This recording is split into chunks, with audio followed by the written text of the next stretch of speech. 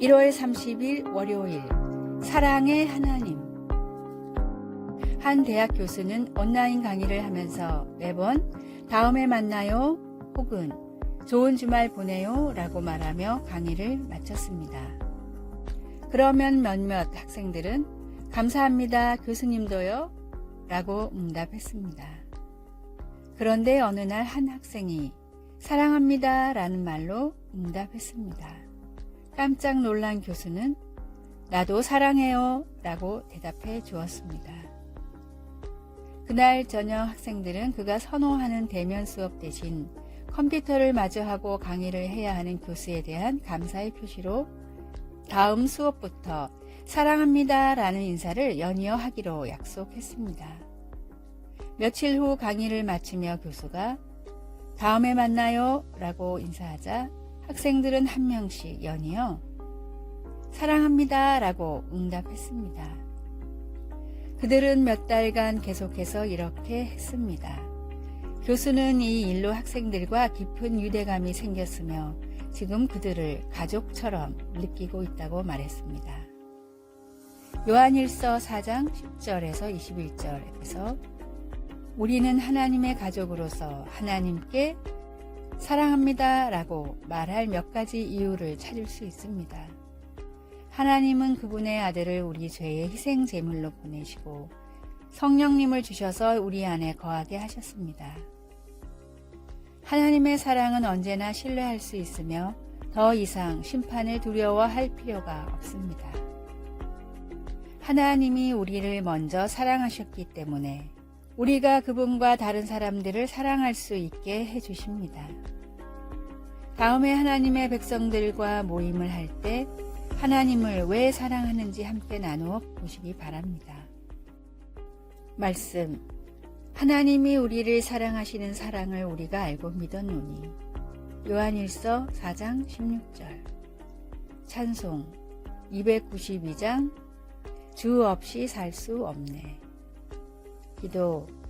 아버지의 사랑을 알게 하시고 가족으로 삼아주셔서 감사합니다.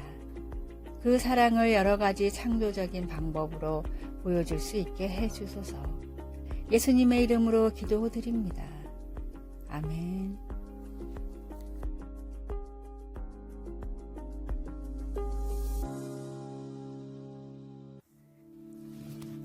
(1월 31일) 화요일. 긍정은 점 하나 차이. 사람의 인생마저 괴롭히는 고질병에 점 하나 찍으면 고칠 병이 됩니다. 연약하고 작은 마음에 굳건하고 당당한 신념의 막대기 하나만 꽂으면 무엇이든 반드시 할 수 있습니다. 당신이 시도해 보지도 않고 불가능, impossible 하다고 여기는 일이라도 점 하나를 찍으면 나는 할 수 있습니다. I am possible이 됩니다. 당신의 현재는 물론 미래까지 검게 짓누르는 기재 점 하나를 찍어보면 당신의 앞날을 하얗게 밝혀주는 빛이 됩니다. 꿈은 어느 곳에도 없다. Dream is nowhere 라고 생각되는 인생이라도 띄어쓰기만으로 꿈은 바로 여기에 있다. Dream is now here 라고 말할 수 있는 인생으로 바뀝니다. 부정적인 것에 찍는 긍정의 점은 다른 곳이 아닌 당신의 마음에 있습니다. 결국 절망을 희망으로 바뀌는 그 하나의 획은 바로 당신의 것입니다. 오늘의 말씀. 너는 그들 때문에 두려워하지 말라. 내가 너와 함께하여 너를 구원하리라. 나 여호와의 말이니라 하시니. 예레미야 1장 8절. 오늘의 찬송 304장 그 크신 하나님의 사랑. 오늘의 만나. 당신의 마음은 불가능한 것도 한순간에 가능한 것으로 만들 수 있는 힘이 있습니다. 나를 사랑하시는 주님의 음성을 듣고 어떤 삶도 두려워하지 마십시오.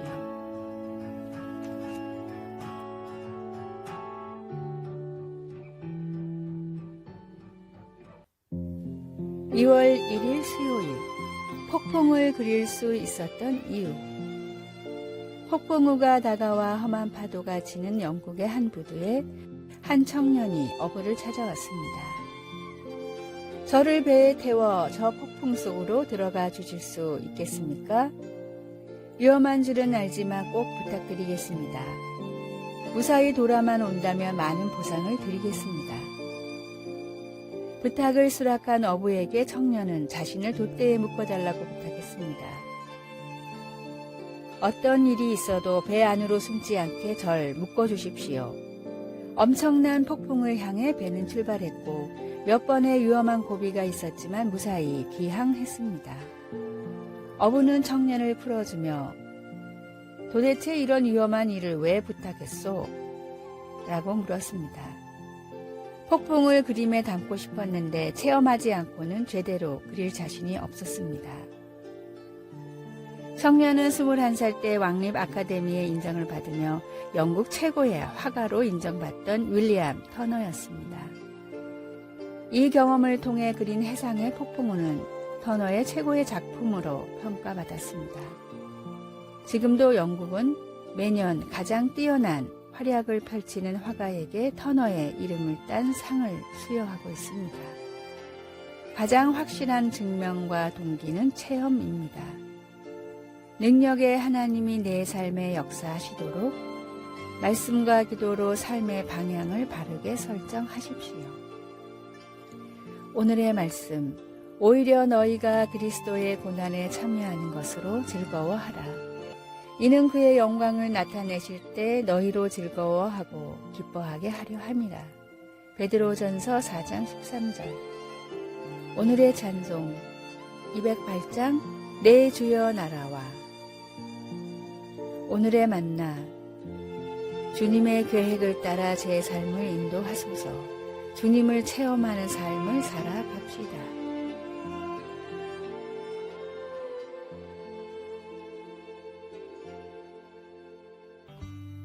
(2월 2일) 목요일, 반석 위에 지은 집. 한국은 기초 부실공사로 인해 사람들이 피해를 입는 사건을 접했던 적이 종종 있었습니다. 예수님께서도 잘못된 기초 위에 집을 짓는 것을 우리의 삶에 비유하시면서 우리 삶을 불안정한 토대 위에 짓는 것은 그보다 훨씬 위험하다고 말씀하셨습니다. 예수님은 우리 중 어떤 사람들은 삶을 견고한 반석 위에 지어서 극심한 폭풍우를 만나도 든든히 서 있을 수 있지만 어떤 사람들은 모래 위에 세워 폭풍이 몰아칠 때 심하게 무너져 버린다고 하셨습니다. 흔들리지 않는 토대와 무너지는 토대의 한 가지 차이는 그리스도의 말씀을 실천하느냐 아니냐는 것입니다. 문제는 주님의 말씀을 듣느냐 아니냐가 아니라 주님께서 힘주실 때 그 말씀을 실천하느냐 아니냐 하는 것입니다. 세상에는 많은 지혜와 더불어 많은 조언과 도움들이 있고 그중 많은 것이 선하고 유익합니다. 그러나 하나님의 진리에 겸손히 순종하는 것 외에 다른 기초에 우리 삶을 세우면 문제를 일으키게 됩니다. 하나님이 주시는 힘으로 그분의 말씀을 행하는 것만이 집, 곧 우리 삶을 반석 위에 짓는 유일한 길입니다. 말씀, 누구든지 나의 이 말을 행하는 자는 그 집을 반석 위에 지은 지혜로운 사람 같으리니. 마태복음 7장 24절. 찬송 204장 주의 말씀 듣고서. 기도. 하나님, 제 삶의 많은 경우가 불안하고 그때뿐이고 모래 위에 지은 삶 같습니다. 이젠 흔들리지 않는 삶을 살고 싶습니다. 하나님께 순종하게 도와주소서. 아멘.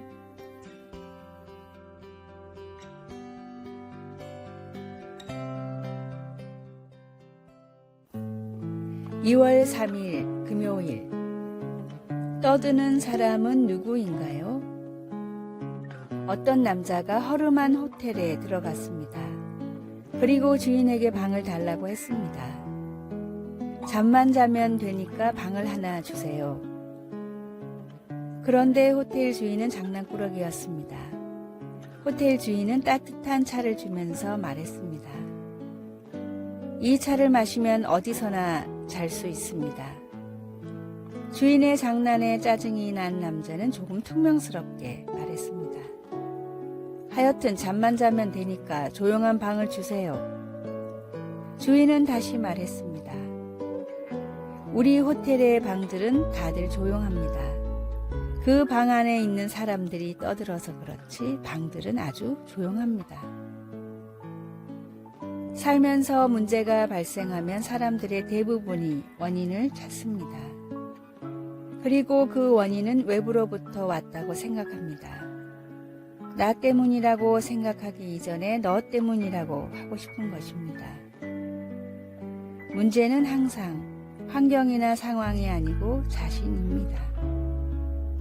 속을 썩이는 것은 배우자도 아니고 자녀도 아니고 바로 우리 자신의 안에 있습니다. 오늘의 말씀, 창세로부터 그의 보이지 아니하는 것들 곧 그의 영원하신 능력과 신성이 그가 만드신 만물에 분명히 보여 알려졌나니 그러므로 그들이 핑계하지 못할지니라. 로마서 1장 20절. 오늘의 찬송 187장 비둘기같이 온유한. 오늘의 만나, 주님 모든 문제와 환경을 극복할 더욱 큰 믿음을 주소서. 하나님을 더욱 사랑하고자 하는 마음으로 모든 핑계를 극복합시다.